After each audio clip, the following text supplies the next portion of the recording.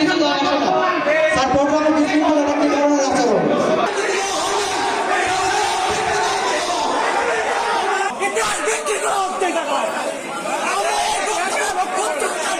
শ্রদ্ধা করে স্মরণ করছি মহান স্বাধীনতার ঘোষক শহীদ প্রেসিডেন্ট জিয়াউর রহমানকে।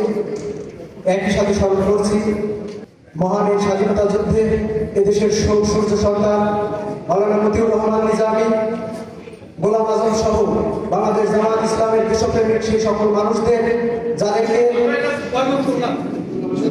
আপনাদের বয়কটে আমাদের কিছু দায় আসে না, আপনাদের বয়কটে আমাদের কিছু দায় আসে না।